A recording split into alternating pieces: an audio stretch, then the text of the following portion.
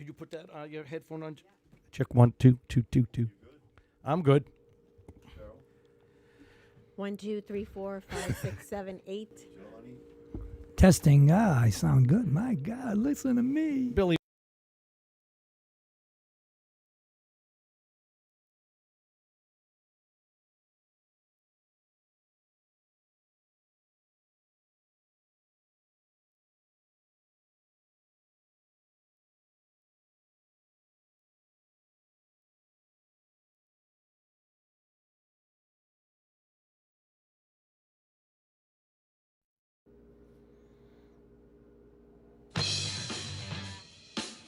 Hey everybody, it is 7 o'clock and welcome to Straight Up Talk Boston.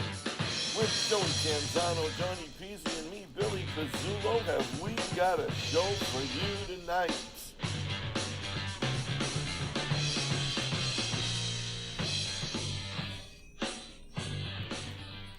Hey everybody, welcome to Straight Up Talk Boston. We're glad you're here with us. We have a great show for you tonight. We have none other than Cheryl Fiandaca from Channel 4, WBZ-TV, and it's going to be a great night, so we're looking forward to this. Listen, guys, if you like our content, please subscribe on YouTube. We really appreciate those subscriptions. We're getting there. We're almost at 500 subscriptions, and we want to keep going, actually, but 500 helps us get YouTube to advertise for us. So that'd be a great thing. So if you're there tonight and you're looking, you're sharing, please subscribe and follow us on Facebook as well. So with no further ado, we're going to turn it over to my counterparts. And guess who is here with us tonight? Back after 3 weeks. Johnny Peasy. Come on, you guys. We are glad to have you back, Johnny. Thank you, Joey. Hasn't been the same. Well, let me just say, for the past 3 weeks, I've been dealing with a little bit of an illness, and but we could talk about that later on. We are so excited to have you on the show. And let me just say this, Cheryl, for the past week, Joey's been calling me up 3 or 4 times a day. Oh, I'm so nervous. Cheryl's going to be on the show, and we got to be on our best behavior. We got to dress good. We got to look good. Everything we do. I go, Joey, relax, settle down. Now, this is what we've done for you. I got a haircut today for you. Joey went out and replaced every single camera. Billy, sorry. Replaced every single camera, every boom, spent thousands of dollars. Wow. Just because you were going to be on the show. Now, when Joey found out about this, he collapsed at the gym. And when the EMTs came, they said, "What's wrong?" He goes, "Can you believe Billy spent all this money?" Not only that, Cheryl, Billy was here. How long last night? Till 2 a.m.? 2 a.m. Yep. Imagine. This is all new stuff. I mean, the cameras are new. The booms are new. I don't know why. I mean, Billy likes to spend money. You know that, right, Johnny? Oh, and you don't. And I'm a conservative. Yeah, well, very. You're good starting right off the bat tonight. I can't help myself. I appreciate it. This is very nice. No, I'm not going to lie, because she has a niece that I get nervous around, and I'm nervous around her too. Right. And I can't deny it. So it's going to show. I mean, the first thing she said when how you doing? I said, I'm not too good. I collapsed a couple of weeks ago. I already told the story on, when did I tell it? Last week, Billy? When we had the Boston Dad on? Yeah. I mean, I know. He's got to tell everybody. Well, what's the big deal? People faint. I mean, like a little girl, I fainted. But you're fine. I am. I mean, I'm You're okay. good. As long as, like I said, as long as I'm around people, it does affect you when you have an episode like that, Johnny. Yeah, you have PTSD. elemental P. That's what you have now. Yeah, whatever it is. Johnny, go ahead and start, because I know All right. we have to let you start the. All right, so we have, like I said, Cheryl, we have a lot of questions. But my first question is, what inspired you to be an investigative reporter? Well, as you probably know, I started off as a lawyer, so I did not, get training in journalism and, college and stuff like that. I went to law school. No, just pull it closer. Oh, sorry. Is that better? No, just Perfect. right Okay. in on the chin. It'd be Great. So I started off as a lawyer, and then I moved to New York. And when I moved to New York, I wasn't a member of the bar yet. So I was teaching at a college. And while I was teaching at the college, the O.J. Simpson trial happened, which, that started a whole cottage industry of lawyers, and I'm among those. folks. And basically what I was doing is using OJ in the classroom to talk about constitutional law principles and things like that. And it was kind of fun because we would do this role playing, and everybody could get into it because it was probably the biggest case at the time, that was televised and people were following so closely.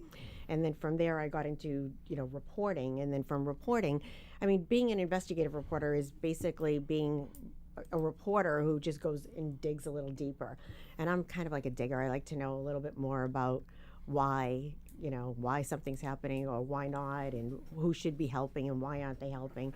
And so it kind of evolved into that, and you develop contacts over time, and it's just something I really love to do. And I think for the most part, if you can uncover things and if you can help people and if you can solve mysteries, it's a great job. I love it. That's fantastic. Has there been a case that you've been on that really impacted your life? I mean, there's been so many. It's hard to, kind of like pick one. I was there when the when the terrorist attacks happened in New York on 9/11, and that was, such a big, significant story. It just, changed everything for us and our way of life and everything else. I would say that was probably the most significant story in terms of, back then terrorism wasn't really a thing. And people thought, a plane hit the World Trade Center and it was probably just a terrible accident and it was a small plane. And then when you found out that that wasn't the case at all, it was really incredible. It was an incredible time in New York, and uncovering what actually happened and unraveling the mystery of who these folks were and why they did it and what it was all about is it's still an incredible story. It's going to be 25 years this year. Isn't it amazing Yes. how quick the time goes by? Now, has there been a case in Boston that really impacted everybody in Boston? Now, first thing that comes to me was the Charles Stewart case. I mean, impacting everybody when you really think about it. That was a crazy time, yes. That was a crazy time in Boston.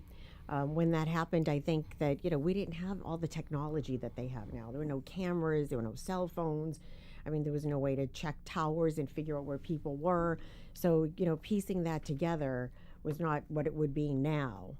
And also, it just, no one could ever believe that someone would kill their pregnant wife on their way home from the hospital after, going to prenatal classes. I mean, it was just such a ridiculous thing for anybody to think about. So I think that, you had all of that, and that story, talk about intrigue and everything else that went along with it, and jumping off the Tobin Bridge. Right. And, I mean, that was really a crazy story, and what it did to Boston in terms of, neighborhoods and the racial element to it all. It was just nationally. Yeah, it was awful. It was really an awful time in Boston. Can I just say that listening to you speak and so professional, I don't even want to talk tonight.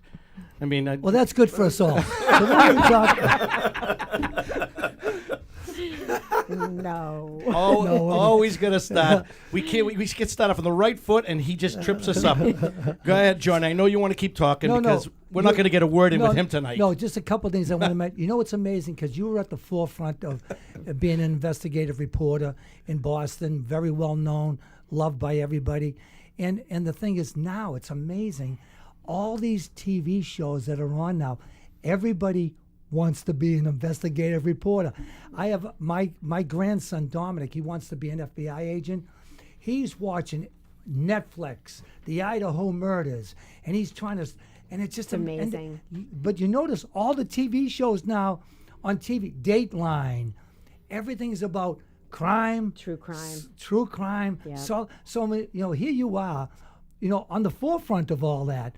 And I just think it must be a great feeling to know that you were right there in the beginning. Now, Joey had mentioned something earlier, and I want to give you credit for that. We have this new trial going on, and this court TV trials is absolutely captivates people. How many people called in sick during the OJ trials? And then we had the Scott Peterson trials. People calling, I don't feel good today.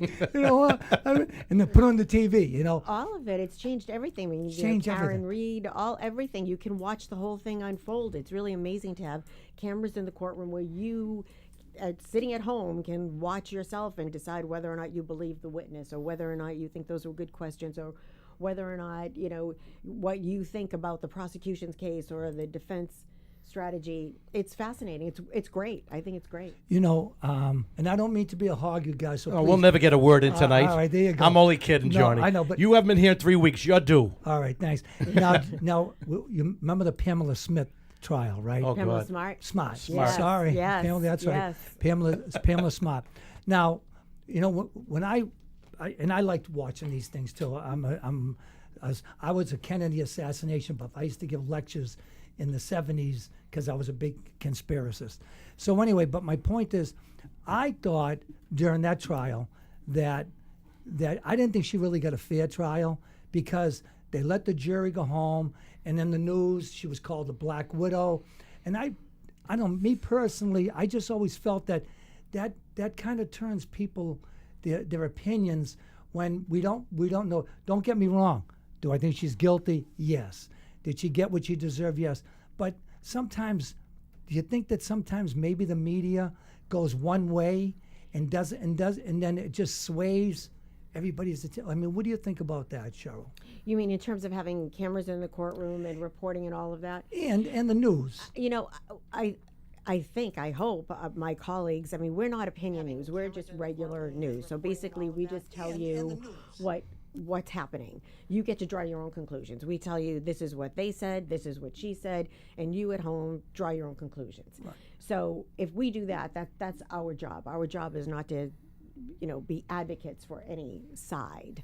And I think that's why it's so important to have the cameras in the courtroom now, so you can decide yourself. I mean, you don't need anybody to tell you the story. You watch and decide if you think that witness is telling the truth, or you think, that they're not telling the truth, or you think there's something else that's going on with the judge not making decisions that you like or don't like. It's really valuable. But, at the end of the day, the way our justice system works is everyone's entitled to a fair trial.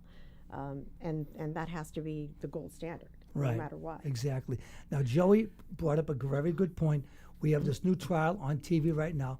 Which one is it, Joseph? The Clancy trial. Yes. But can I get a word in, Johnny? 'Cause Yes. I never Go thought ahead. he'd shut up. All right. Sorry, Joe. What do you give me dirty looks for, Billy? I No, I would wanted never. I just wanted to ask Cheryl a question. Do you consider yourself a pioneer in this field, and was there anybody that you looked up to before you got into it? Barbara Walters. Yes. I mean, Did you ever meet her? I did. Really? I did. And when I got my first contract in New York, I had dinner with her a few times over the years, and she sent me a lovely note when I got my first contract in New York, and I still have it. She was amazing. I mean, She was a true pioneer. a true pioneer. I mean, Love her or someone- hate her, she was- 'cause she- absolutely. Because she had a lot of people that didn't like her. But so you did start your investigating in New York. Yes. So basically, Geraldo Rivera is considered investigative reporter, right? Absolutely. Yes. Have you worked with him at all? No, but I do. I mean, I know who he is, Yeah. of course, but no, I don't know him well. Because he's now he's been in some hot water with a lot of his topics. Have you ever had a case, Cheryl, that you covered that was kind of maybe made you a little nervous? Anytime you break news, Break a story. and you break a story, you're nervous. I don't care who you are, no matter how great your sources are, no matter how much you trust them, no matter how much you've, triple checked, you still have a pit in your stomach hoping that, okay, if this all goes wrong, you're on the line. It's your reputation, which is why I don't do it unless I am 100% sure, not 99%, 100%. But aside from that, I'm talking about, did you ever cover a case where you felt like nervous that someone might have had retribution for breaking a certain case? I've done a lot of cases where I know people were not happy with our reporting, and they, didn't want it to be on TV and felt that, was it fair, or that they were being cast in a light that they didn't like. And sure, that happens. So it takes guts to do what you do. Yes, you have to go knock on doors that people don't want to talk to you, and you have to go ask hard questions and questions that make people uncomfortable, and that's your job. Yep. It's a serious job because, when all three of us are performers, and I could never do what you do, but singing in front of a people, or Johnny doing comedy in front of a crowd. I mean, that's like easy for us. It must be the same thing for you, though. I would say the same. Yeah, Yeah. I mean, I've been doing this a long time, just like you guys, and I don't think I could never do what you do. Well, Or you. I told this story about a week ago. I can dance and sing in front of hundreds and hundreds of people, but I was speaking at the Revere City Hall one time, and every one of the council people were my friends, personal friends, and I would wreck. I couldn't speak. I don't understand that. Why is that, Johnny? I mean, I can dance and go ahead, say something. No, zip. He likes to he likes to take it into the gutter once in a while, but not tonight, Johnny. Go ahead. Did you want to say something? Well, what's the most difficult obstacle you face trying to uncover the truth? You know, I think that the hardest thing is that you're trying to get it from people that don't want to give it to you. I mean, you know, trying to get public records is not easy. You have to fight for those, and in a lot of cases, there's a lot of stalling, and you know, they give you redacted copies, and then you have to try to find copies that aren't redacted, and then you have to find people that will talk to you, that are whistleblowers or people who have information, so that you can get more information. And it's very time consuming, and sometimes you have like this great idea on the story and you think the story is so great, and you start down the path, and then all of a sudden you realize the story kind of went off the path and it's really not so great anymore, and you have to be willing to give those stories up or turn it into a different type of story, so it's not going to be the investigative piece you thought it was. Maybe it's just an interesting story. Right. Cheryl, do you have a lot of people coming up to you that they want you to investigate their particular story? Yes. Because I mean, the people that just found out that you were coming on were saying, "Billy, listen, you gotta." I go, "Take it easy." But there's some interesting stuff. I mean, there was one lady that I guess something happened with her. They took it to court. They won. It was against the state, and they took it to court. They won. They took it. The state appealed it. They took it to the next court. They won. They took it all the way to the Supreme Court, and they won. And still, not one dime has she seen. So they're like, "You gotta tell her." I'm like, "Oh my goodness, whatever." Yeah. But those things happen all the time. They do. And so, I mean, what kind of an impact do you have in a situation like that? Well, I can give you a couple of, we've done some stories recently, which I mean, are really unbelievable, because it's like one of those things you're pulling a thread and you're thinking, okay, it's a pretty good story. And then you're like, wait a minute, this is a great story. And one of them involved this company that was working in Massachusetts, and they were going around to folks who were, having financial difficulty, and saying to them, if you, one day when you want to sell your house, you don't have to sell it now, but you have to hire us to sell it. We're going to give you $1,500 now or $2,000 now. You just sign these papers and you don't have to do anything. But if you do decide to sell the house, you contact us and we'll sell the house.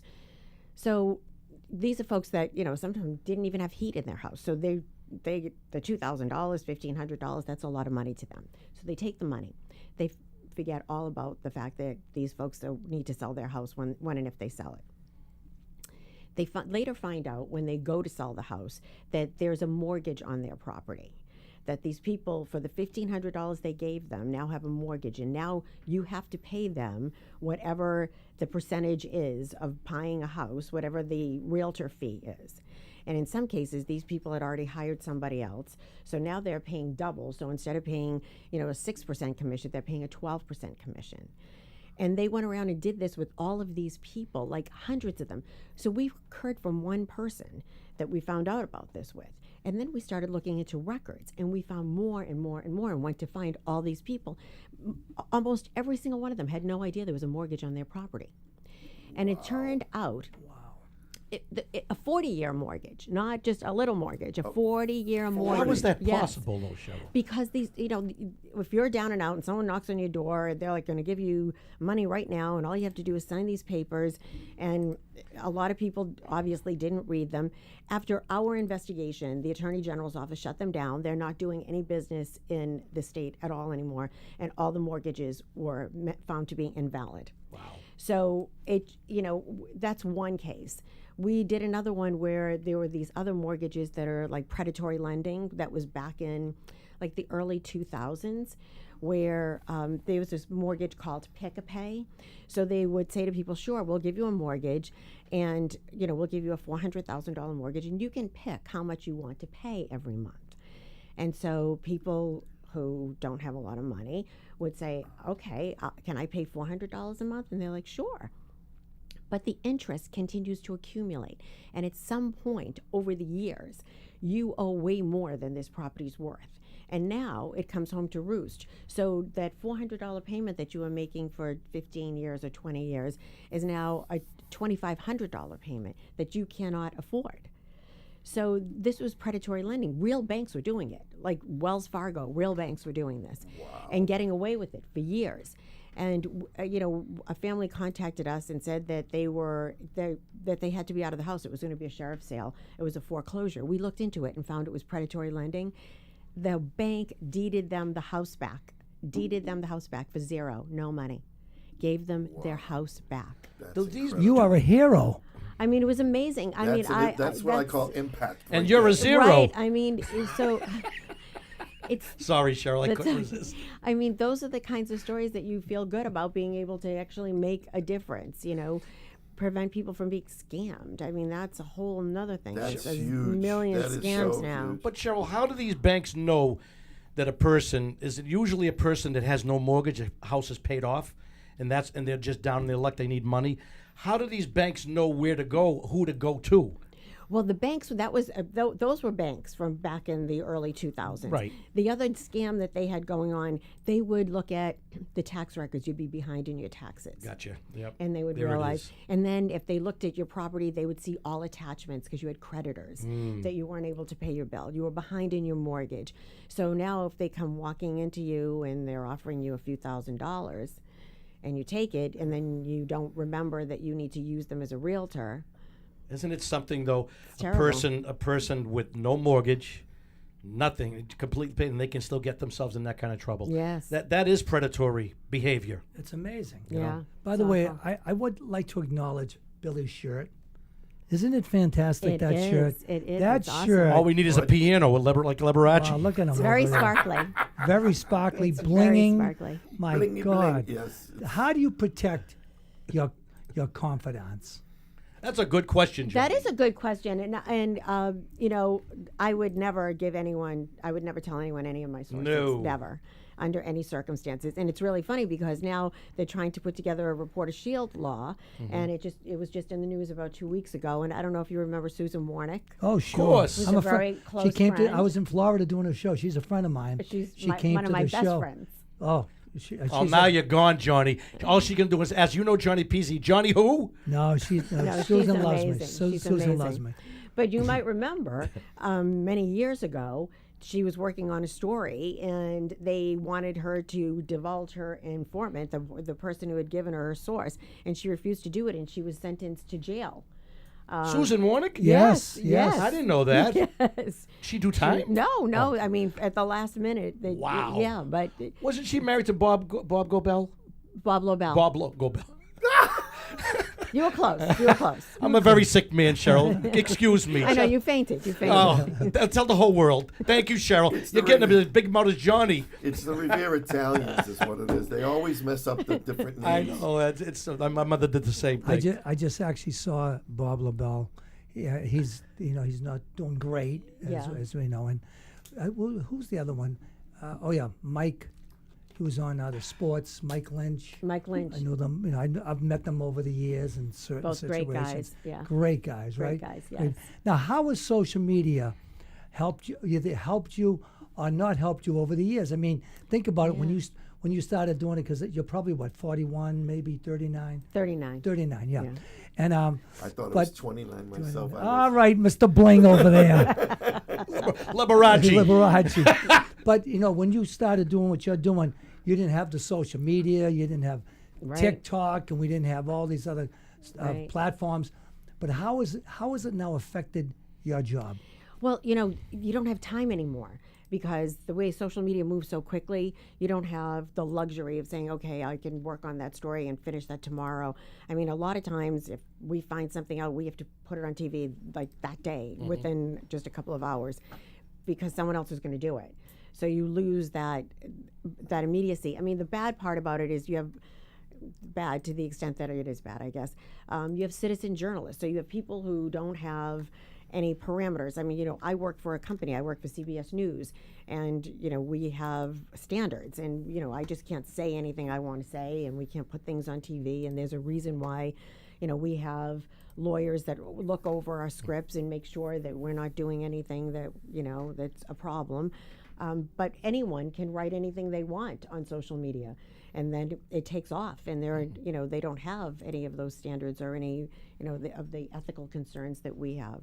and that's that's kind of dangerous in a lot of ways. Have you ever been on a case that really affected you emotionally? I was going to ask that question. Sorry, Joe. I would say any cases where there's like kids have died or anything like that, it's just really awful. I mean, I've covered cases where you've like horrible abuse, and like nights after night I would have nightmares. I mean, it was just so awful, like listening to these stories. It's hard when you hear so much negative and really sad things that happen to people. I mean, we interviewed a parent on the Vineyard, who you might remember this story. A babysitter, a longtime trusted babysitter who babysat a lot of kids on the Vineyard and teachers' kids, left his son in a car seat in the car for hours, and the baby died. 2 years old. When was that story, Cheryl? It was, I want to say, it was like March of, 23, 24 maybe. So it wasn't a couple of years ago. Yeah, the trial. I vaguely remember that. Yeah, it was an awful, awful story, and she, I guess, routinely did that. She left them in the car, no food, no water, and the baby died, and it was just an awful thing. And beautiful family and just lovely parents. And how do you process these stories, though, Cheryl? Because I have a lot of police friends, including your nephew. But one of my friends was a Boston cop on the child abuse division, and I always ask him. He's retired now, and I always ask him, how did he process that, going home to seeing some of the horrors that you see? I know I couldn't handle it. I just know I couldn't. Is there situations where you just, same thing Johnny asked, I guess it's a similar question, that affect you, mostly with children, I would assume? Yeah, children. I mean, I'm a big animal lover. I love animals, so anything to do with animals, it's also cats a problem too? for me. Cats, I love cats. I'm allergic to cats. Oh, that's too bad. I don't like cats. They're sneaks. I don't know. I don't think that's true. Yeah, go ahead. But anything that anytime you harm, anyone that's vulnerable. There's yes. a vulnerable population. You have all these kids with special needs, and Oh, God. you have to worry Absolutely. that they're in environments where they're not able to tell you what's going on, and there's no one there to advocate for them. And a horrible story out of Fall River where the parents, twin boys, actually triplets, and one of them, they just basically starved him to death. Awful story, absolutely awful story. And there's a lot of them. There are a lot of them. I don't know how even police officers do it, because I have a lot of friends that are police officers, state police, local police. I don't think I was cut out for that. I couldn't handle some of these stories. Even a woman getting, battered, domestic violence. Yeah, I don't think I could. Have you covered a lot of domestic violence cases? Yes, yeah, Really? It's really awful. It is. It's really awful, and there's just there's so much to it. It's complicated. But for how did you people. train yourself to turn it off? When you come home at night, I'm sure there's situations where you couldn't. You kind of have to. You have to be able to compartmentalize your life a little bit so that you don't bring everything home with you, because otherwise you just wouldn't be able to do your job. Yeah. And a lot of times, I remember talking to this one homicide detective, and I said to her, how do you? Going and seeing all these people and families, and after a kid has been killed. And she said everybody wants them to say it's going to be okay. And of course, it's not going to be okay. She said, but all we would say is we're going to move forward. We're going to move forward. And in some ways, I guess that gives some people peace, knowing that something's going to be done about it. There's something's going to happen. But you can't fix it. It's not fixable. Has there been cases, Cheryl, where you thought it was just so disturbing that you wanted to quit, or just stop doing what you're doing? I don't know about wanting to quit, but I would say that, it's hard sometimes not to get emotional yourself while you're like talking to people who are telling you, this heartbreaking story, or you're listening to testimony at a courtroom about some like horrible abuse. It's just, you're a human being. it's really not, it happens. You kind of get emotional watching these things happen, and it's hard. Do you think you could get a little desensitized towards these stories to be able to keep moving on with the career? I hope it's not desensitized. I hope it's something different. And some of it was, you'd knock on someone's door after someone had maybe a horrible car accident and kids were killed or whatever, and it's the worst part of the job, right? You're going to knock on someone's door. Do you think they want to talk to a reporter? But some cases they do. And if you have a way of being respectful and just saying, I know this is terrible. It's a horrible tragedy, and we want to do a respectful story to honor your loved one. Is there something you would like to say about them? Would you like to share a photo with us? Because we want people at home to know this isn't just some car accident where some people died. These were people that someone loved and cared for. And, you should know something about them and why their life mattered. And I think if you were able to do that in a respectful way, people feel like they do want to say something and they do want to share something. And in some cases they don't. And, you have to respect that too. Do you, when you come up with a story, say you come up with a real good story, take me through the process, Cheryl. You got obviously you got to go to your superiors at Channel 4, and then the GM. Have you ever butt heads? In other words, no, we don't want to cover that. Yes, I do. Yes. Yes. Yeah, I mean, it happens, 'cause especially on some of the stuff that I do, some of the breaking stuff, and sometimes, it can be challenging for different reasons, whether they're political reasons, whatever they are. It's a problem.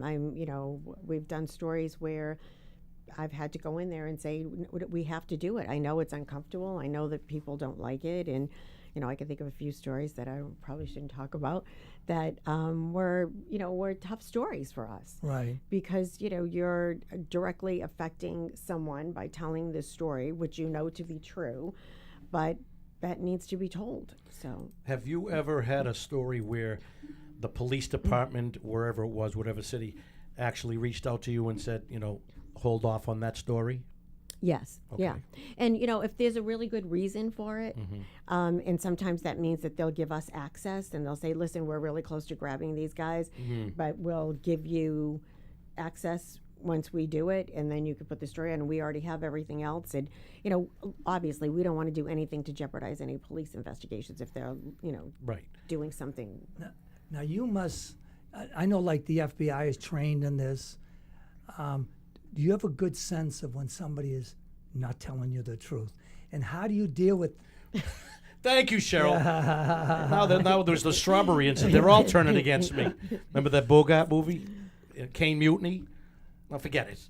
Go ahead, Johnny. Finish your question. No. So my point is, have you developed, were you trained to be able to whatever it's whether it's a sense or whatever that you say to yourself, they're not telling me the truth, and how do you deal with that? Do you let them keep talking, or do you tell them, I don't believe you?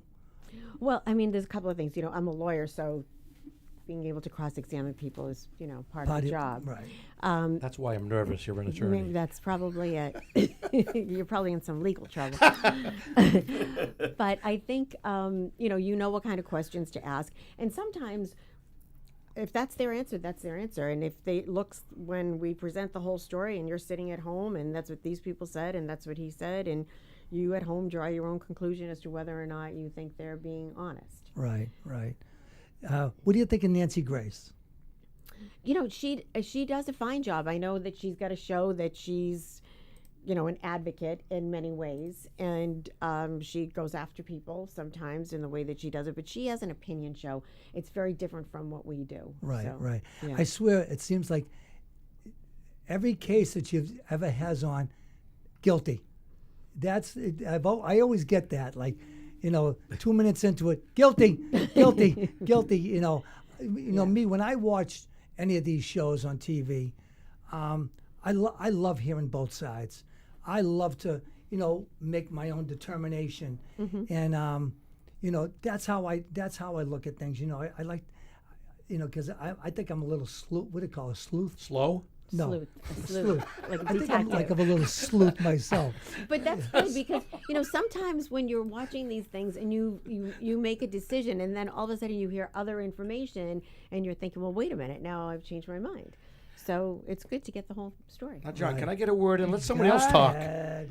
Cheryl, and the question I asked you before, now has there been situations where you had to go against a request from a police department that might have said, hold off, and you just said, no, I'm going forward? Yes. And you did it cause any friction with you in the... Look, they know I have a job to do. I mean, we all, reporters have a job to do. And as long as, my information is accurate and I know sometimes that it doesn't show them in the best light sometimes if we're That's gotta be reporting on tough. something. And it is tough, but it's just, it is what it is. And they have a job to do, and their job is to try to mitigate that in some way by saying that, they're investigating it, or someone is being suspended, or, whatever action that they're taking to show that they're doing something about it. Cheryl, what is the biggest case you ever broke? It might have been turned into a national story. Well, and a lot of my career in New York, I did a lot of stories about the TSA before the TSA was, what it is now. And back then, there were like these two stories that come to mind. One was at one of the airports in New York, they had a button. It was a panic button. And so if they saw someone coming through or something happened, they would hit this button and the police should come, except that the button went to nowhere. And so the button was not attached to anything. It was a dummy. It was a dummy. Like and Johnny. So it was, so there was no way for them to get any kind of help. So we broke stories about that. We also broke stories about some of the folks that they had hired stealing from people's luggage. And we actually had video of this person appearing to go in the luggage and take out jewelry and put it in his pocket. So we broke, these were national stories about. And you broke them. I broke them. That's amazing. Yeah. Now, I wish I had a panic button about an hour ago. Billy, you want to say something over there, I'm kiddo? enjoying listening. To be You're falling honest with you. asleep. No, hardly. Hardly. He's the technical. No, he's the technician. I got to do all this. If you watch up there on the screen, that's all him. I'm going to give kudos to Billy. I don't have the patience for that. I have the ADHD, OCD, DUMB. PTSD. That's Johnny. So my little experience was, I was working at the Boston Public Library right out of high school. It's 1971, my first job, and I loved it because I swear I got smarter working at the BPL than I did in high school because I was a class clown in high school. But No. so I used to go through all the books. So one day I see this book, and it's called Rush to Judgment by Mark Lane. Yep. And it was the first time anybody went against the Warren Commission. So I start reading this book, and I'm going, oh my God, they want us to believe all this. So I started telling my relatives. They all thought it was a space shot. They thought it was like out of my mind. Before you had the helmet? They thought it was out of my mind. I actually got a hold of the Zapruder film when nobody had it. So I started doing lectures in colleges, and people, some of them seen the Zapruder film for the first time. But at that time, Cheryl, everybody thought, and the reason why I'm saying this, because maybe you might go through this yourself, that people think like, I don't believe this, or what's he doing? And it wasn't until, do you know when people started questioning the government? It was after Watergate. Mm-hmm. When, True. Right. when people really realized, we could be lied to. And then, of course, then the JFK movie come out. Then also, I became like a hero to my family. They were like, you're way ahead of your time, And what does it take? It takes reading, investigating, and, doing your own research. Asking questions. Asking questions. Yeah. Exactly what you do. If you had to give any new investigative reporter that wants to do that, what advice would you give them? Well, don't be afraid to ask questions to anybody. You can ask. People can, they have the right to not answer, but you can ask the questions. And the other thing is that, I think that just because you get something from the police, that's what the police say. That's what the governor's office says. That's what the mayor says. Doesn't mean it's true. It just means that's what they say. And I think you have to be willing to put the information out in that way so that if someone says something else, it doesn't mean that they're not telling the truth. It just means that's what they say. Right. Now, Johnny, did you when you were doing that circle, you were doing speeches? I never knew that about you. I did lecture. I used to do lectures because. What were they about though? Were they about all the conspiracies? Well, it was about not just Kennedy.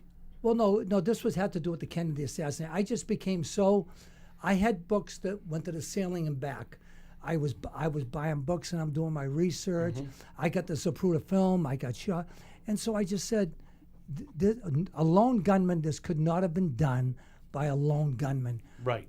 I found the Commission Exhibit 399 was the single bullet theory, Right. which was absolutely insane. That the bullet was pristine after breaking 2 bones and making like 7 bullet holes in people. So these were things that people didn't know. I mean, nobody really knew all this. Where were you speaking with these? I I never went knew to that. I went to Emerson College. Really? Yeah, Leslie College, and then you know what happened never one knew day. this. Yeah, the true story. And then one time I'm showing the Zapruder film, and a girl fainted, and it just kind of freaked me out a little bit because nobody's seen the head explode like that before, because they locked up Life magazine, locked up the Zapruder film until Geraldo Rivera was the one that put it on TV, and that's when people started seeing this. And then the JFK movie, even though only about 35-40% of it was true, but it made people think and made people go ask questions. But even today, they're talking about that being doctored. What's your analysis on that, Cheryl, the JFK assassination? You know, haven't done as much extensive work as you have, obviously, but I think it's really interesting. I mean, they do have that film. There's a lot of people that, back then there were witnesses, that's for sure. And, there wasn't what we now know, like we were talking about. I mean, you don't have video from all different angles to show exactly where anybody could have been, or where they could have, where they could have been located, or where they came from. I mean, take a look at now some of the assassination attempts on President Trump. Yep. I mean, they have so much video showing these folks before they got into position. It's remarkable. And nobody stopped it. But the Thomas Crook one really blows my mind because they seen him climbing the roof with a gun. What do you think about that? It's fascinating. I mean, there's so much of it. It's just you think that with all the security that his team has and the Secret Service, Something wasn't right. that you would be able to make sure that these locations are safe for everybody. And even for the president. Well, you know what happens? Well, they shot the Pope, so. Right. 1981, right Right. right around the same time that Reagan got Right, shot. right. You know what I feel? One word. It's called when people get what they call Complacent. Complacent. When Yeah. people get complacent. Yes. In every aspect. In every part of life you in can every get. part of life, you get complacent. Yeah, I mean, and it's absolutely. happened. The Lincoln assassination. The Kennedy assassination. Just people, because they do the same thing every day. And then all of a sudden it's like, yeah, we'll be fine today. And But- that's the day that. Yeah, I know. I think, well, I mean, if you take a look at any of that stuff, the Boston Marathon bombing, I mean, there's so much. And luckily, the intelligence has been better, so they're able to kind of, be on top of some of these things and try to catch some of these people. That before must they have been do things. amazing. You just brought up the Boston Marathon. Yeah. That must have been amazing for you, an amazing time. It was a crazy time because at that time I was the spokesperson for the Boston Police Department. Really? Yes, I stepped away from reporting for almost 2 years. Who was the commissioner Yeah. back then? Was it Willie Gross? No, Ed Davis. Ed Davis. Okay. Yeah. I've met Eddie. What a Yeah. I've met Willie wonderful Gross. man. I'm actually trying to get Willie on the show because I know. He's a character. He'll be great for you. I used to perform at a place called Victory Point in Quincy, and he was always there. He's friends with the owner, and he was great, a great guy. And I just got his telephone and everything. I left a message with him, but he hasn't got me back to me yet. But I'd love to get him on. Do you know him, Cheryl? Yes, Willie? yeah, of course. Chet and Natalie. Chet and Natalie. Remember yes, Chet and Natalie? yes. Did you know them at all? I did, yeah. I mean, I know Natalie now because she's friends with Susan, and she's been to some of Susan's parties, Susan Warnock's Yeah. parties. Susan lives down in Florida. Right. During this, she may come up here this time of year. I don't know, but I know when I was doing a show, she came and she brought a friend of hers that was she was the editor for a newspaper down there. They came to the show that I did. Sweetheart of Chet was a sweet. great guy. I used to perform in Marina Bay at a place called Ciro's, and Chet was there every night that I was there. And I used to let him come up and sing. He could sing. Wow, I really? swear to God, he could Wow, sing. wow. Yeah, and he was a great guy. He was the first person I ever saw with an iPhone. Was back in 2007. And I said, Chet, we got to be friendly. And I said, what is that? And he's doing sliding around. I was still using the flip phone until 2015. Oh, okay. What do you think, Johnny? You got a question? I was just wondering. 'Cause I didn't want to interrupt Has you. anybody ever admitted something to you on camera that you didn't expect? Admitted something to me. I think they have told me things that I don't think they expected to tell me. And we have, and usually what I usually do at the end of every conversation that I have is I'll say, is there anything I forgot? Is there anything you'd like to say that I forgot to ask? And I would say about 70% of the time, they're going to tell you something that you didn't know and you wouldn't even have thought to ask. It's just their opportunity to say something, and it's usually a really important part of the story. Right. Yeah, it's fascinating like that. Was there ever a case that you wanted to do but you didn't get to do? There's always interviews that are, stories that I want to do. I mean, I want to do them all. That's a problem. So anytime anybody gets something that I feel like, oh, I should have worked harder, I could have gotten that. But if you had to think of a big case that come up that you didn't get, and you said, I wish I got that case. Off the top of my head, I don't know. I don't know if I can think of anything. All right. I think that. When I people got meet, something. okay, I go ahead. got something. Go I'm ahead, surprised. Shiny. I'm surprised. Shiny. Well, stop being a hog, Billy. These two haven't asked you this question. Of all the years that you've been doing this, what's the funniest thing that has ever happened to you? Probably tonight. During a funny looking. No, but no, seriously. So what would crack you up? Like something that happened gosh. on the set or whatever.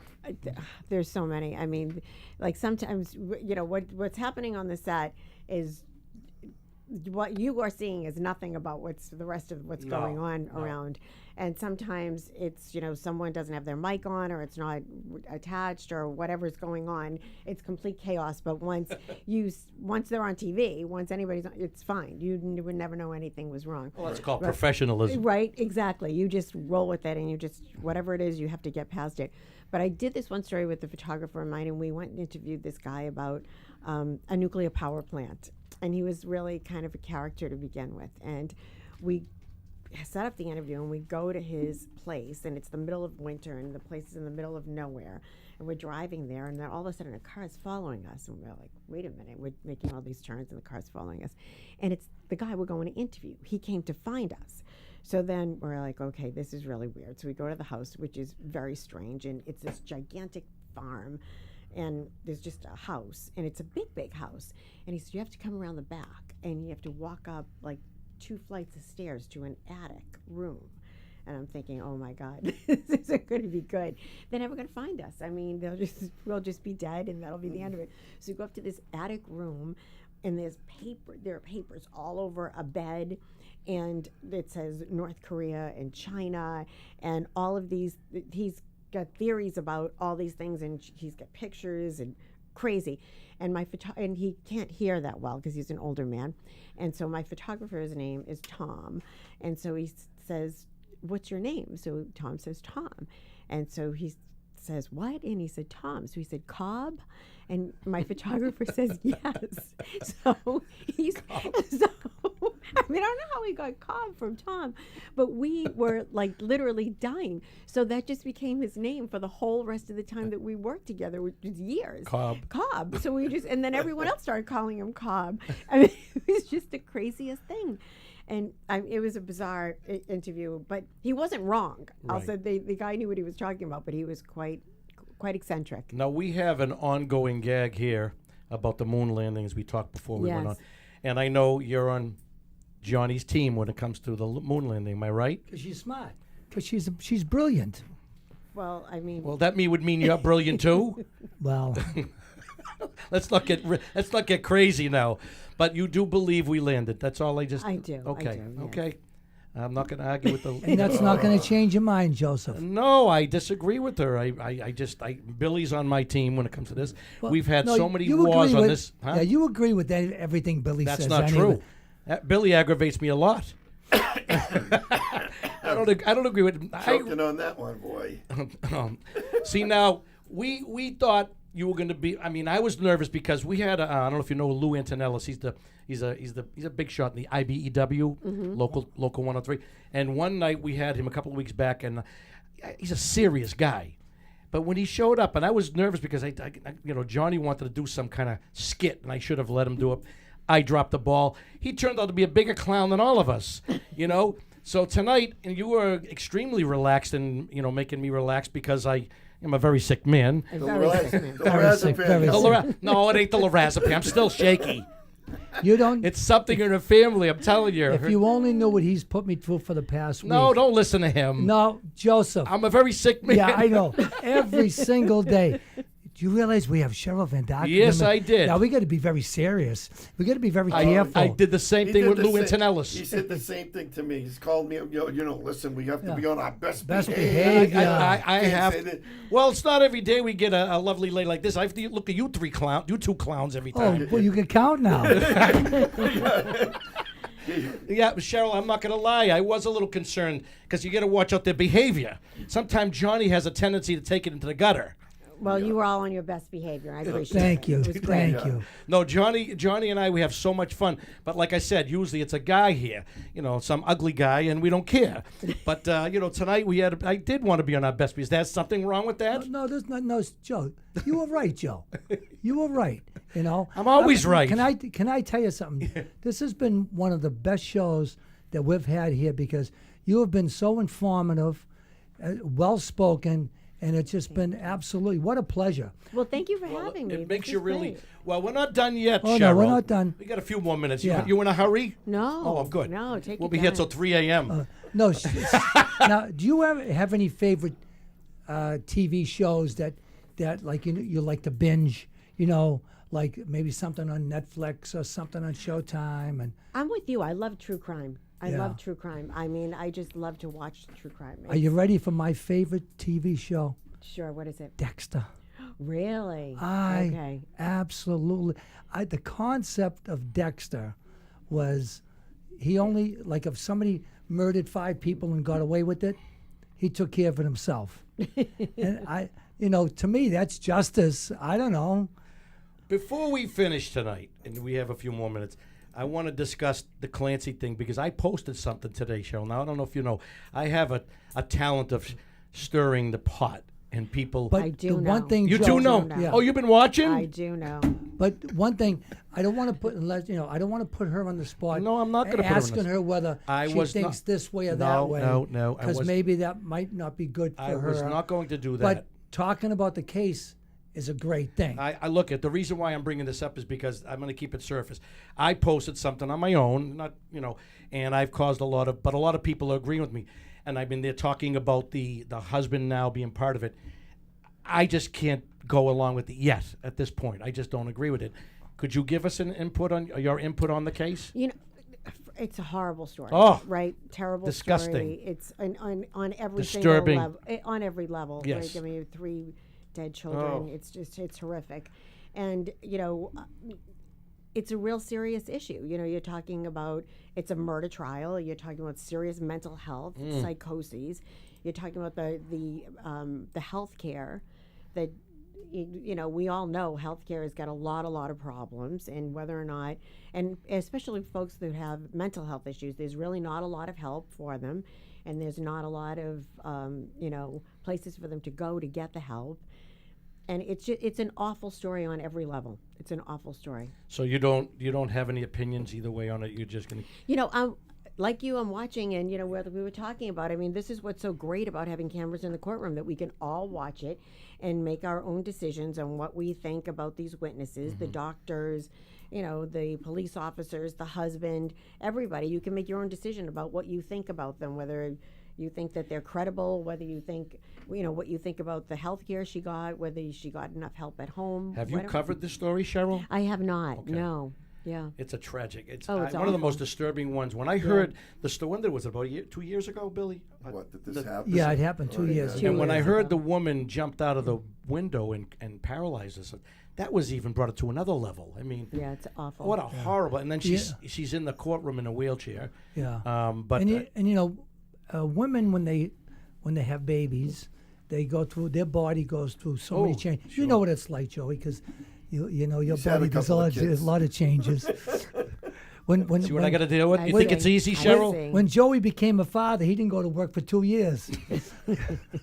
No, but anyways, all kidding aside, women's body go through a lot of things. They have No, that it's a postpartum. serious thing, It's a very yes. serious It's a very thing. serious thing. And if a lot of times, if a person body can't handle, then one doctor's doing one thing, and then another doctor's doing another thing, and this one's giving you that for this. And you think about that for a second, and she cried out for help, which I have my own opinion about this, and I know there's 3 beautiful children that no longer with us, and it breaks all of our hearts. But then I think about this woman really, really, really being mentally ill. And even her husband on the stand said, I forgive my wife, and I want you all to forgive my wife too. So, and that means, that does mean a lot. But the amount of people, Johnny, that are jumping on this guy, I mean, I just... About am what? not- What about, are they about jumping they're, on? they're claiming there's a hole in the case. He's a part of it. They're obviously the reason they're doing that is to bring up reasonable doubt. That's why they brought it up into the courtroom to begin with. Was it her lawyer that did it? Her attorney? I would. It makes sense Probably, that he yeah. would. Yeah, Don't probably. ever It Dust- makes sense that he would. I haven't been following this one like I did Karen Reed. I was like all over Karen. Between Reed those case. two and Karen Reed, I couldn't get a word in with those two. But like you said about having the cameras in the courtroom, it's good, but at the same time you got the court of public opinion. So even if in fact if they are not, they're not guilty of what they're charged with. If people have their own opinion, now they got to still go back out into the world, and you don't know what they're going to face. I mean, you got psychos that are out there thinking that they're right, and we get back to Dexter, someone who thinks they're wrong and they're guilty, and Dexter's going to go out there and do justice, and that's a whole other can of worms. So, I mean, the weight of it all, it's huge. It is, It's yeah. absolutely It's a huge. And serious to case. see these kids, to see that the fact that these kids were so, all of the stuff that's coming out, it just, none of it makes a lot of sense. The fact that the kids are dead is, to me, that was a waste. What's your take, Billy? Do you think the husband had anything to do with this? I don't see how he can have anything. I don't believe it Well, either. they're bringing up the 911 call and how he knew she was in the backyard and hadn't gone in the backyard yet, and he said something about he tried to kill the kids, she tried to kill the kids, and this was on the 911, and he hadn't been in the house yet. So all of this stuff this is what they're bringing out. So they're making it, they're shifting it. If they can get reasonable doubt, she's got to be found not guilty. If they can prove, you know what I mean? If they can show reasonable doubt, that's how it works. Whether she's guilty or not, she's in a wheelchair. So, how does that work? And would anybody know that? How if they're in a prison and they're, paralyzed? Is it in a special prison? Well, Right now, she's at Tewksbury Hospital, State Hospital. In That's where Tewksbury? yes, that's where she is. I drive by that place all the time. I've done shows there for those people. You live there. Wait a minute, Sorry, Cheryl. Let me put the face on. I couldn't resist. That's a spooky place. Yeah, I was a little nervous Yeah. being in there because it really. Why I'm always was it? thinking that a door's going to shut on me and I'm going to be trapped in there. Hey, we finally got him. You watch too many horror movies. Yeah, I know. But anyway, we're coming to that time, Cheryl, and this was unbelievable, wasn't it? Tonight, Oh, this was my unbelievable, God. wasn't it? And What I a was thrill. definitely calling those two all Driving week us long. insane the whole time. No, I was. I had to make sure they were on the money. You know what I mean? And then, Everybody was after I did everything, you shouldn't have gone this far. No, I'm gonna let me explain why. This knucklehead was here till 2 a.m. He was planning it, but I said, why would you do this the night before we have Cheryl Fiandaca coming on? We had the stuff that was working so well, but he managed to pull it off, and the problem was it wasn't working. well, we got beautiful camera work now, but Thank you, the thank previous you. stuff that was on yesterday was fine, and I just want, I'm a worrywart. Yeah. But it all worked out. Absolutely, Yes, Cheryl. absolutely. Thank you, guys. Tonight, before we sign off, I need a couple of minutes, just because it's something I do want to say on camera. Absolutely. Is it okay? Absolutely. All right. So, for you people that know me out there, these past 3 weeks have been life-changing to me. I mean, Cheryl has no idea what I'm going to say, but I want to take the time to thank people like Joey and Billy and Lenny Clark and Steve Sweeney. I was diagnosed 3 weeks ago with pancreatic cancer, and thank God. Even though for the next 6 months it's going to be a battle, but the battle they tell me I can win, and I'm going to fight, and I am going to win. But I want to thank my comedy peers, my family, my friends for coming to my aid when you need it most, mentally and physically and emotionally. And I just wanted to take this time to thank everybody. Joey's called me every day. Billy's called me every day. And it's just been amazing because it gives you the strength and it gives you the want to keep on fighting. And tomorrow at 1 o'clock, I see my surgeon. He's going to let me know I got the best doctor in the world, Dr. Carlos Fernandez, to do this special surgery.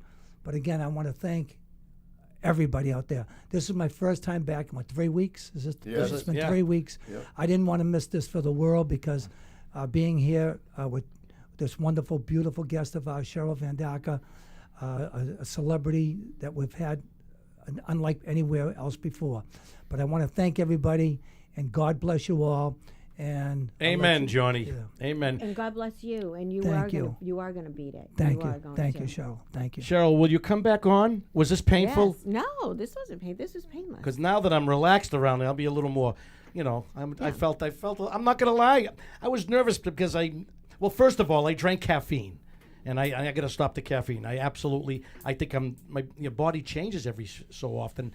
And I think all of a sudden caffeine's getting to me. But anyway, I'm going to miss it though. I'm going to miss my caffeine, my coffees. I used to drink 4 a day. Get decaf. There's still caffeine in Joey, decaf. there's only a small amount. Oh, you know about, never mind. Anyway, Cheryl, thank you for coming on. You just Thank you. you just brought our show up to another level. And Johnny, God bless you, and we're all with you. We're all with you. Billy, take it home, buddy. All right, guys, we love you. We appreciate you all. And one more thing I want to add is please keep Johnny in your prayers and your thoughts. And before I even go, I want to pray for Johnny right now as we close out the night. Father, I ask you right now in the name of Jesus, Lord God, to touch my friend. Touch Johnny Peasy, Lord God. You see what he's going through and you see what he's faced with, Father. This whole chemotherapy, Lord, and the surgery, Father, I pray, Lord God, that your hand would be upon every single thing that happens, Lord. That your hands would be the surgeon's hands, Lord God, and that it would be exactly the way it needs to be, Lord God, that he may recover completely and fully, Lord, because we want him back here behind this desk, Lord God, permanently, Lord God. We just want you to have your way in this whole situation. We give him to you right now, in Jesus' precious name. Well, guys, if you enjoyed our show tonight, we want you, God, I'm still praying right here. Anyways, we want you to subscribe. We really enjoy doing this. It's so much fun to come in every Monday night and just kind of bless you guys with some laughs and with some information and great stuff. So follow us on Facebook, subscribe on YouTube. We love you. We're here every Monday night. Every single Monday at 7 o'clock. Please, please, please subscribe, follow us, and share us on Facebook. We love you. God bless you. See you next week.